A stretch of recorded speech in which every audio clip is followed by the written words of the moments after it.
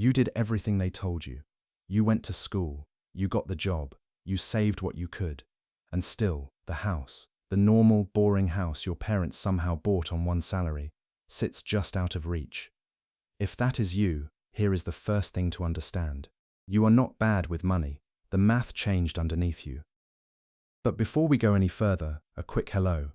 I'm Capystotle, and on this channel we make sense of the economy you're actually living in by looking at the people who lived through it first.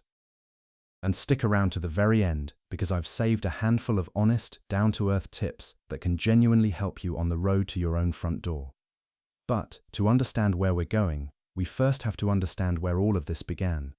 So, a little history. Look at the numbers and it stops being about you. Today, a young couple needs around 70% of a full year's income just to scrape together a down payment.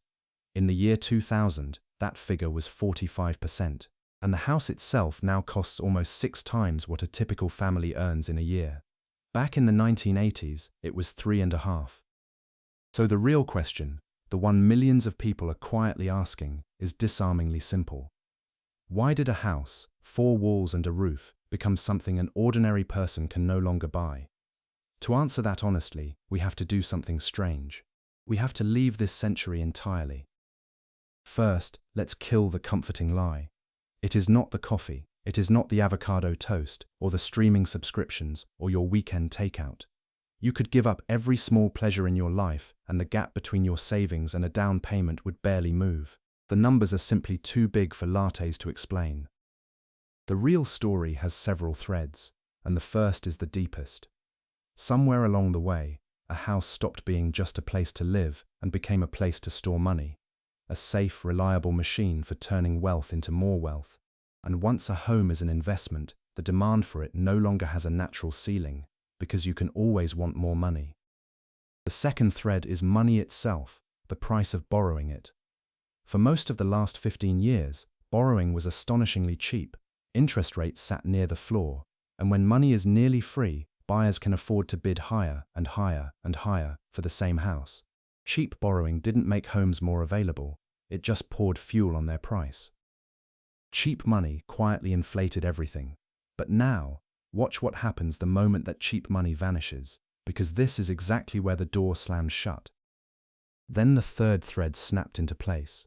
To fight inflation, rates shot up, and the payment on a typical home jumped from around $1,700 a month to over $3,100. Overnight, buying got brutally expensive. But here is the twist. Anyone who already had a cheap old loan now refused to sell and lose it, so the homes stopped coming up for sale at all. The fourth thread is the quietest and maybe the most important. For decades, we simply did not build enough homes, and almost none that a normal budget could reach.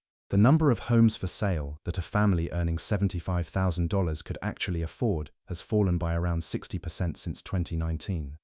The cheap rungs of the ladder didn't get more expensive, they vanished. And the fifth thread, the newest one. As homes became a reliable investment, big money noticed. Investment firms and corporate landlords began buying ordinary houses by the thousand, not to live in, but to rent out. So the young family at the open house is no longer bidding against other families. Sometimes they are bidding against a fund with effectively unlimited pockets. Put the threads together and you get the whole knot. A home became the best place to park money. Cheap credit inflated it. Rising rates froze it. We never built enough, and giants moved in to buy what little there was. Shelter, the thing a house is actually for, became almost an afterthought, the byproduct of a machine built to grow money. Now, if you think all of this is a modern disease, a glitch of low interest rates and hedge funds and glass towers, I want to introduce you to a city of 1 million people who lived through almost exactly this 2,000 years ago. Welcome to Rome. At its height, Rome held around 1 million people, crammed inside its walls, one of the largest cities the world would see for over 1,000 years, and the overwhelming majority of them owned nothing at all. No land, no house, no property. They did what most of us do today. They rented. They rented rooms in buildings called insulae, the Latin word for islands, because each block stood like an island in a sea of streets. These were the world's first apartment buildings. 6, sometimes 7 stories of brick, timber, and rented rooms, rising straight up out of the crowded lanes. And they worked upside down compared to what you might expect. The wealthy took the ground floor, spacious, cool, easy to escape in an emergency. The higher you climbed, the smaller, darker, and cheaper the rooms became. The poorest Romans lived at the very top, in a single rented room up 7 flights of stairs, closest to the sky and closest to danger. And crucially, there were almost no protections for the people inside. A Roman landlord could raise the rent whenever he pleased. If you couldn't pay, he could put you and your family out on the street, and there was little you could do about it. Rent came due, often on hard fixed dates. Miss it, and the room was no longer yours. There was another problem, and it was deadly. These towers were built fast and built cheap, often on poor foundations, by owners chasing rent. Walls cracked under their own weight, floors sagged, and every so often an entire insula simply came down, sometimes with the families still inside. Collapse was not a freak event in Rome, it was a known risk of going home. And when they didn't fall, they burned. Rome was a city of open cooking flames, oil lamps, wooden floors, and buildings pressed shoulder to shoulder. Fire was constant, and a blaze that started in one crowded insula could leap from wall to wall and swallow an entire block before anyone could stop it. And a disaster this reliable, this frequent, was bound to attract a certain kind of mind. Someone who looked at a burning city not as a tragedy, but as an opportunity. His name was Marcus Licinius Crassus. Crassus became the richest man in all of Rome. His name is still a byword for wealth, and a huge part of that fortune was built on housing. Specifically, on housing that happened to be on fire. Now pay close attention, because this next part is almost too ruthless to believe. Here is exactly how Crassus turned a burning city into the largest fortune in Rome. Here is how the scheme worked. Crassus owned a private fire brigade, around 500 trained men. When an insula caught fire, they would race across the city and arrive at the scene astonishingly fast. And then, they would stop and wait.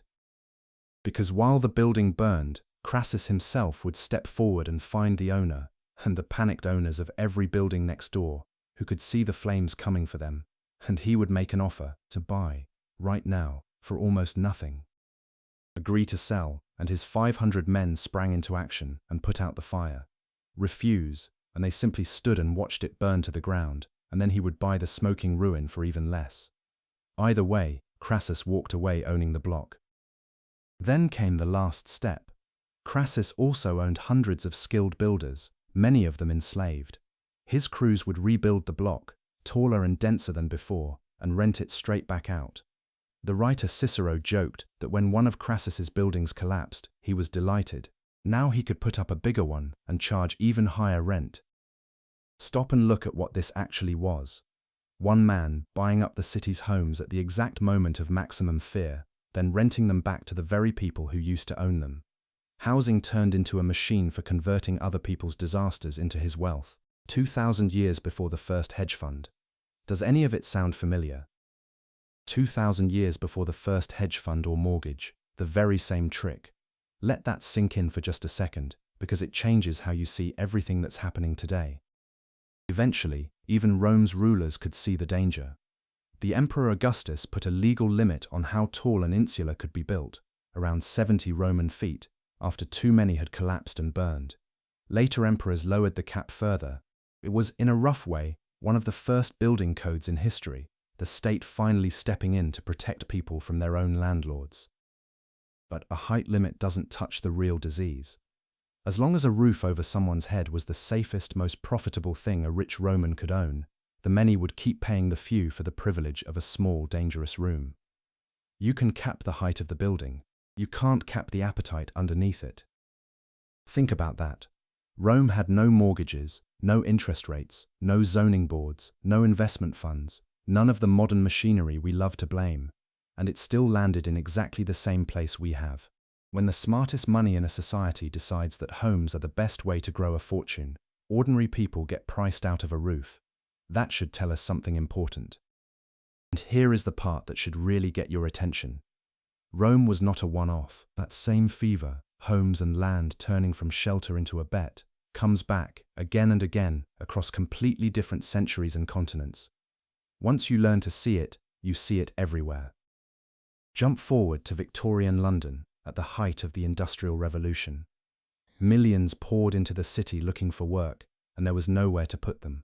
So landlords took ordinary houses and carved them up, a family to a room, sometimes a family to a corner of a room, and charged brutal rents for each slice. They called it rack renting, same disease as Rome, a new century, a colder climate. Now cross the Atlantic to 1920s Florida. Here it wasn't rooms that people bought, it was raw land, sight unseen, purely to flip. A plot worth $2,000 could sell for $50,000. Young dealers called binder boys traded the same lot 10 times in a single day, on paper, without ever setting foot on it. Then, in 1926, a hurricane tore through Miami, and the whole paper fortune blew away with it. And back in 1879, one man had already looked at all of this and written it down. An American named Henry George watched the cities of his age grow unimaginably rich, while the people inside them grew poorer, and he asked the question at the center of this whole video: why do progress and poverty keep rising together? His book became one of the best-selling books of the entire century. His answer was radical and simple. As a society advances, he argued, the rewards don't flow to the workers or the builders. They flow into the value of the land itself and into rent. The more valuable a place becomes, the more its owners can charge you simply for the right to stand on it. Rome, London, Florida, different eras, one engine. Which brings us, at last, to the heart of the whole thing. Because the thing that makes housing unaffordable is not modern, and it is not really about interest rates or building permits. Those are just the details. The real cause is a fault line that opens up whenever a home is asked to be two things at the same time: a place to live in and a way to get rich. And those two jobs are quietly at war with each other. Because if a house must always be worth more next year, a good investment, then, by simple arithmetic, it must also become less affordable next year. Your shelter getting cheaper and someone's investment getting richer cannot both happen at once. One of them has to lose. For 50 years, shelter has been losing. Rome never resolved that war. It papered over it, with height limits, with fire brigades, with the occasional angry law. And in the end, the crowding only really eased when the city itself began to empty.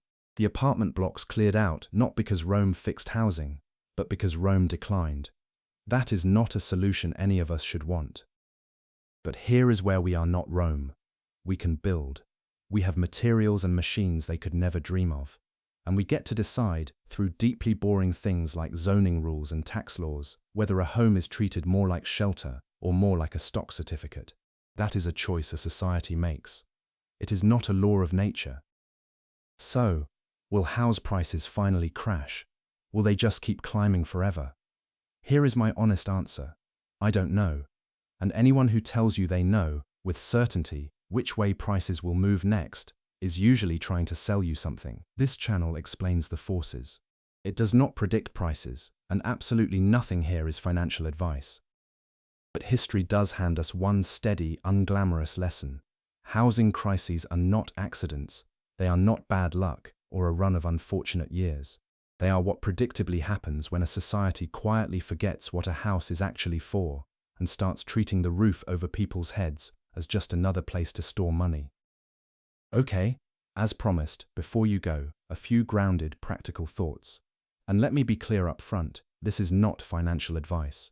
I can't tell you what to buy or whether to buy at all. These are just better ways to think about a game that history says is tilted toward the owners. Tip 1, and it's the foundation for everything else. Stop grading yourself against a world that no longer exists. Your parents' one-salary house wasn't a standard you failed to reach.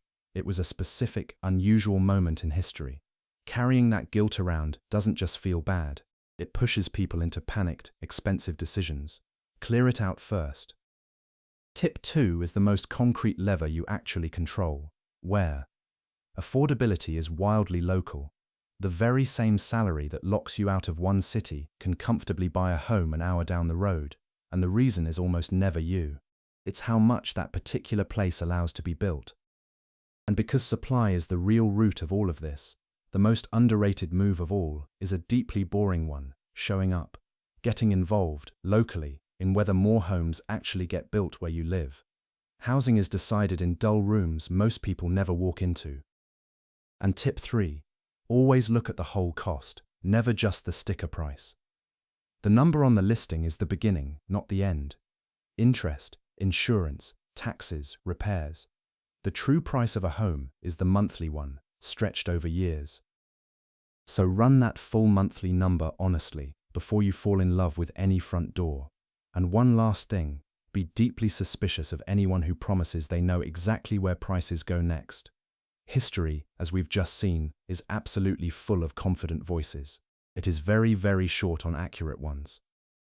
Do those 3 things, and you're already thinking more clearly about this than almost anyone.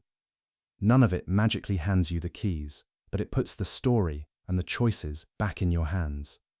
Because the Romans forgot what a home was for 400 years. The only real question is whether we choose to remember. So tell me down in the comments, is a home the place where you live, or is it something you're supposed to own and grow? I read every reply, and I genuinely want to know. I'm Capystotle. I'll see you in the next one.